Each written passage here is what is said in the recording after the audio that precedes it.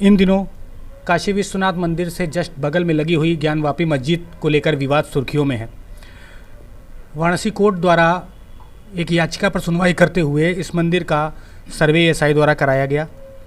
जैसे जैसे सर्वे आगे बढ़ा, विवाद बढ़ता गया। इसको लेकर, इस पूरे विवाद को लेकर के कई धर्मगुरुओं द्वारा तरह तरह की प्रतिक्रियाएं आईं। इसी को लेकर के हम मौजूद हैं कानपुर में छोटी काशी नाम से मशहूर सिद्धनाथ घाट पर बाल योगी अरुण चेतनपुरी जी महाराज के सामने। आइए इनसे जानते हैं कि इनका क्या पक्ष है इस बारे में और ये क्या कह रहे हैं। सबसे पहले तो खबर टुडे चैनल पे आपने जो समय दिया उसके लिए आपका बहुत बहुत धन्यवाद। और ये जो पूरा मामला है ज्ञानवापी मस्जिद का, इसको लेकर के आपकी राय क्या है? आपका बहुत अभिनंदन है, अभिवादन है और आपके सभी सम्मानित दर्शकों को बहुत बहुत शुभकामनाएं, मंगल कामनाएं। बहुत अच्छा प्रश्न आपने किया है कि हमारा दृष्टिकोण, हमारा नज़रिया, हमारा व्यू, हमारा मत, हमारा विचार आप जानना चाहते हैं कि ज्ञानवापी मस्जिद, सबसे पहले तो हम उसको मस्जिद नहीं कहेंगे, वो पारंपरिक और पौराणिक मंदिर था, है और आगे भी रहेगा। किसी भी स्थिति में माननीय न्यायालय का सम्मान सरकार को करवाना है, जनमानस को उसमें सहयोग करना चाहिए।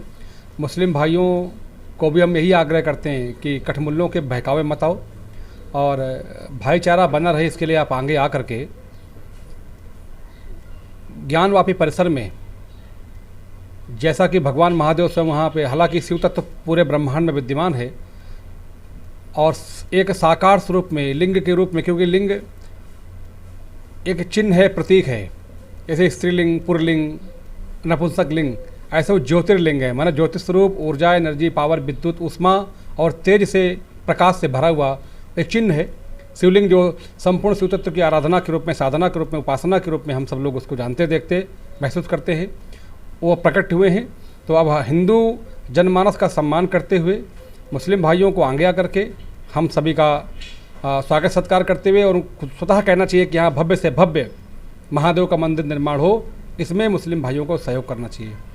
जैसे जैसे महाराज जी सर्वे की प्रक्रिया आगे बढ़ी तो पहले दिन और दूसरे दिन के सर्वे में लगातार ये दावा किया जाता रहा, जो याचिका करता है उनके द्वारा, कि मंदिर की जब अंदर सर्वे को गए तो वो कुछ घंटे, कुछ स्वास्तिक चिन्ह वगैरह मिले और जब तक तीसरा दिन का सर्वे आया तो जो वज़ू खाना होता है मुस्लिमों के नमाज का के क्षेत्र में, जो वज़ू खाना होता है उस पर शिवलिंग का मिलना, ऐसा है कि याचिकाकर्ता कह रहे हैं कि शिवलिंग बाबा मिल गए।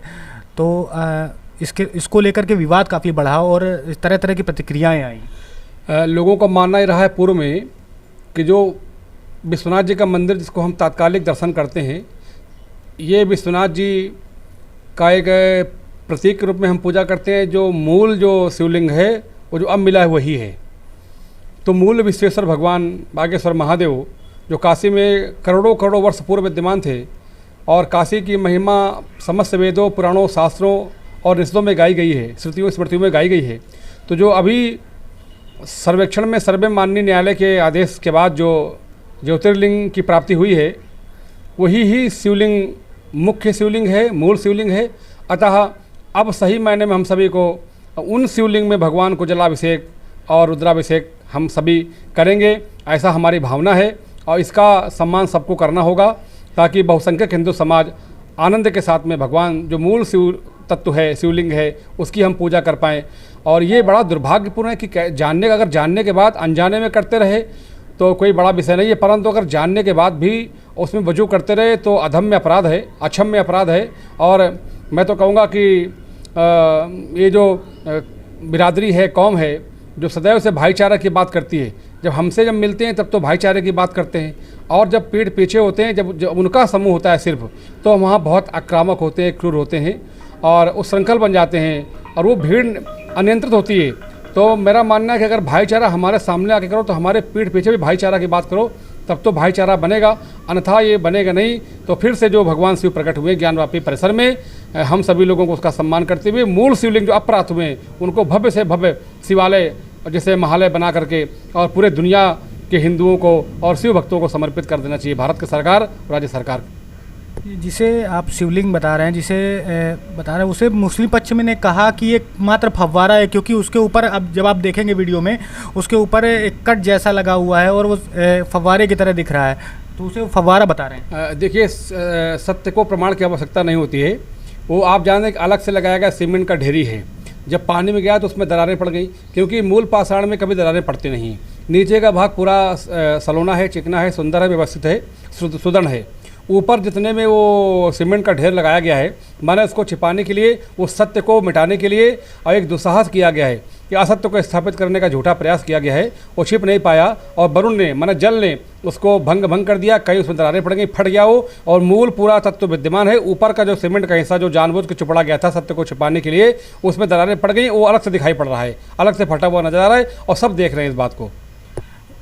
तरह तरह की प्रतिक्रियाएं आई कई मुस्लिम नेताओं की भी, जैसे असदुद्दीन ओवैसी को अगर देखा जाए तो उन्होंने प्रतिक्रिया दी। उन्होंने अपने भाषण में कहा कि हम एक बार तो हम बाबरी मस्जिद के उसको देख चुके हैं विध्वंस को, अब दोबारा नहीं खोना चाहते। और कल तो एक उनका बयान आया जो काफ़ी सुर्खियों में रहा। उन्होंने कहा कि जब प्रधानमंत्री मोदी द्वारा काशी विश्वनाथ परिसर का जीर्णोद्धार कराया जा रहा था तो एक नंदी को वहाँ पे छुपाने की भी कोशिश की गई, ऐसा उन्होंने कहा। ओवैसी देश में आधुनिक जिन्ना का रूप धारण करता जा रहा है। भारत सरकार को मेरी आग्रह अपील है कि इसके विरुद्ध समय बिना गंवाए कड़ी और दंडात्मक कार्रवाई हो जानी चाहिए, अन्यथा ये आने वाले समय में बड़ा घातक सिद्ध होगा। जिस प्रकार से मुसलमानों को ये बरगला रहा है और उनको देश के विद्रोह में झोंक रहा है, तो गृह युद्ध की ओर ये ओवैसी ले जाना चाहता है देश को। तो ओवैसी के विरुद्ध कानूनन अथवा जो भी भारत सरकार को लगे कि ये व्यक्ति देश के लिए, देश के उत्थान के लिए, देश की प्रगति के लिए, देश की अखंडता एकता के लिए ठीक नहीं है, उसके विरुद्ध शीघ्र से शीघ्र कार्रवाई होनी चाहिए। क्योंकि लगातार हम जब देखते हैं कि वैसी एक ऐसा लीडर है जो भारत विरोधी अथवा संविधान और न्याय और कानून की नहीं मानता है, वैसे जय भीम और जय मीम की नारे देता है, मगर मदरसों में कभी भी अम्बेडकर की विचारधारा को नहीं माना गया, ना अम्बेडकर की प्रतिमाएं लगाएंगी। तो ओवैसी आधुनिक जिन्ना है और इसके विरुद्ध कड़ी और दंडात्मक कार्रवाई भारत सरकार को शीघ्र करनी चाहिए। यही मेरा आपके माध्यम से गवर्नमेंट ऑफ इंडिया को आग्रह, अपील, रिक्वेस्ट है। अदालत की अगर मानी जाए तो जब ये सब मिला तो वाराणसी की जो निचली अदालत है उसने तत्काल वजू पे रोक लगा दी और केवल कुछ लोगों को ही नमाज़ पढ़ने की इजाज़त दी। लेकिन सुप्रीम कोर्ट ने वज़ू पे लगी हुई रोक को तो बरकरार रखा है, लेकिन नमाज अदा करने की छूट भी दे दी गई है। तो जिसको लेकर के काफ़ी कई तरह की प्रतिक्रियाएं नेताओं में आई हैं। और जो संत समाज है हमारा, वो भी प्रतिक्रिया दे रहा है। वो कह रहा है कि नमाज पूरी तरह बंद होनी चाहिए। आपका क्या विचार है? चूँकि हम लोग संविधान और न्याय कानून को सम्मान सदैव से देते थे, तो हम माननीय न्यायालय के फैसले में कोई टिप्पणी नहीं करना चाहेंगे, परंतु जन भावनाओं को आदर करते हुए माननीय सर्वोच्च न्यायालय को पुनः विचार करना चाहिए कि पूरी तरीके से नमाज उस परिसर में, जो कि मस्जिद कभी थी नहीं, और उसको करना चाहिए प्रतिबंधित, और हिंदू समुदाय की भावनाओं का सम्मान करते हुए संपूर्ण परिसर भव्य शिवालय निर्माण के लिए हिंदू समुदाय को समर्पित करना चाहिए। ऐसा आदेश माननीय सर्वोच्च न्यायालय को देना चाहिए। ये थे हमारे साथ छोटी काशी नाम से मशहूर कानपुर में स्थित सिद्धनाथ मंदिर के महंत बाल योगी अरुण चैतन्यपुरी जी महाराज। तरह तरह की रोचक जानकारियों के लिए आप हमारे साथ बने रहें। इस पूरे मसले पर लगातार हमारी नज़र, और हम इस तरह के वीडियो आप तक लाते रहेंगे। कैमरे पर मेरे साथी पंकज और मैं दुर्गेश अवस्थी। आप देखते रहें खबर टुडे 24। नमस्कार। सब्सक्राइब करें हमारे चैनल खबर टुडे 24 को और बेल आइकन दबाना न भूलें।